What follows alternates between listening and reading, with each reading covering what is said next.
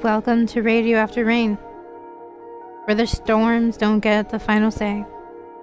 Today's episode is tender, raw, and real. A space to speak truth and reclaim the pieces we once gave away in silence. If you've ever felt like your voice was too small or your pain too messy, this is for you. Let's sit in the healing together. There comes a moment in healing when you stop whispering your pain and start owning your truth. Not out of bitterness, but out of the quiet strength that comes from surviving what was meant to break you. This isn't just a story about loss or hurt. It's about what happens when you realize your voice is sacred. Your story matters, and your past no longer gets to define your future. Today, I'm not writing from a place of shame. I'm writing from a place of reclaiming.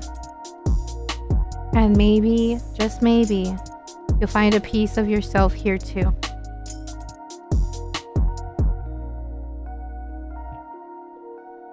The silence I no longer sit in. There was a time I thought silence was strength, that biting my tongue, shrinking myself, and carrying the weight of the world without a single whimper made me strong. But it wasn't strength. It was survival. It was fear dressed up as grace, pain painted to look like poise. I used to believe my story wasn't worth telling, that the things that happened to me were better left unsaid.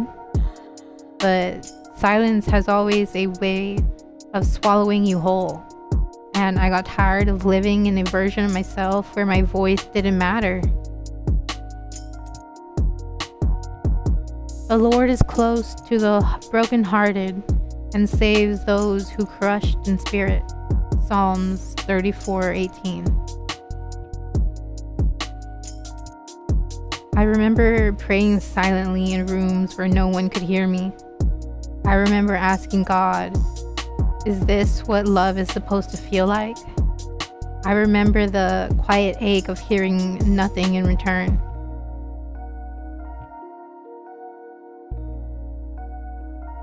But I know now, just because God was silent didn't mean he wasn't present. He was sitting with me in the dark, waiting until I was ready to get out. This blog isn't about revenge. It's about reclaiming. It's about truth. It's about the moment I realized that my pain wasn't shameful, and that the things done to me were never a reflection of my worth. This is for the girl who flinched, who froze, who rationalized harm.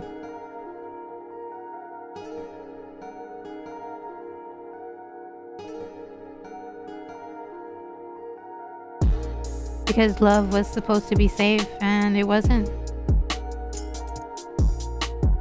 You intended to harm me, but God intended it for good, to accomplish what is now being done, the saving of many lives. Genesis 50:20. Healing is in a straight line. Some days I still feel haunted.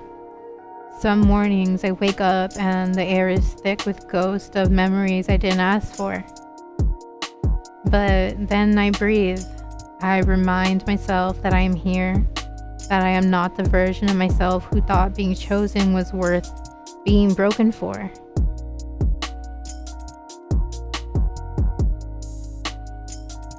He heals the brokenhearted and binds up their wounds. Psalms 147:3. God never meant for me to live small. He never meant for me to feel like love had to be earned through suffering. The world may try to convince us that pain is proof of passion, but real love, God's love, is gentle, kind, patient, and never boastful. It doesn't manipulate. It doesn't break your spirit. The day I reclaimed what was always mine. There comes a moment when silence is no longer survival, it's suffocation. And for the longest time, I confused the two. I thought swallowing the pain was strength. I thought shrinking myself to be loved was loyalty. I thought enduring was the same as being chosen. But it wasn't. What I endured wasn't love, it was control. It was abuse, and I'm done pretending it was anything less.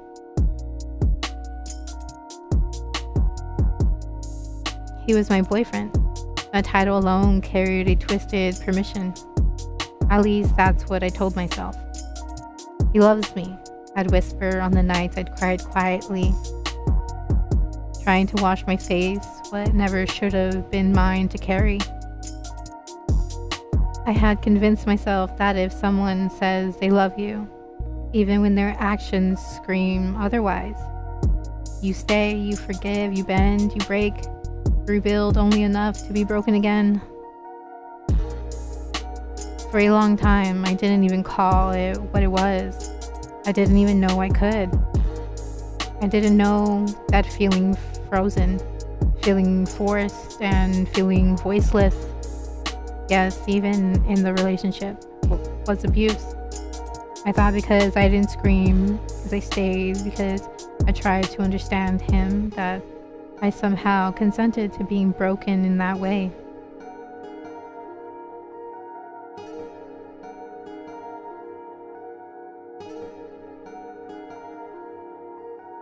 But I know now that silence doesn't equal permission, that discomfort doesn't mean desire, that my body, my spirit, my no should have been enough.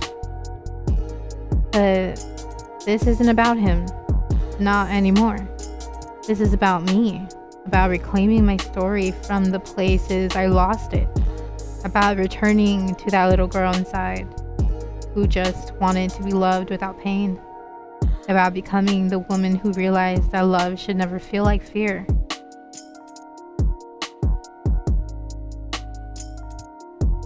This is me saying I was not too sensitive. I was not overreacting.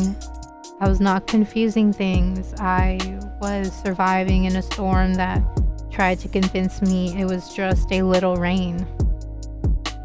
And now I speak because silence protected everything but me. Healing hasn't been neat.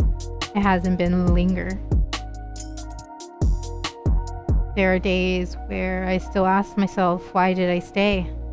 But then I remember, because I didn't know better. Because the world teaches women to make themselves small for love. Because I was taught to be grateful for attention, even when it was wrapped in trauma. But now, I know better. And now, I choose me. I choose softness without apology. I choose boundaries without guilt. I choose a version of myself that doesn't flinch at love. Fully, freely, fiercely.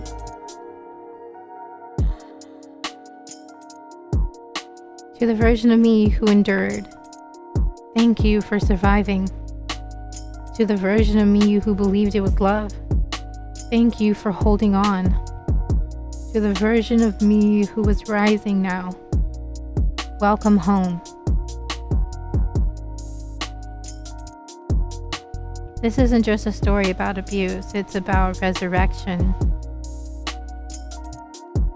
Of pulling my worth out of the wreckage and realizing it has never stopped being mine.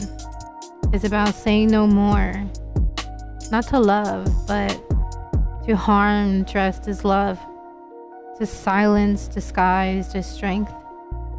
To shame masked as loyalty. There is power in reclaiming your story. And this is me taking mine back. Thank you for sitting with me in the truth today. Even the messy parts. Even the parts that still sting. Healing isn't always pretty. but it's always worth it. And if no one told you lately, you're allowed to take up space, to speak your truth, and rewrite your own story in light and love. Until next time, may peace meet you in the places you only knew pain. This is Radio After Rain.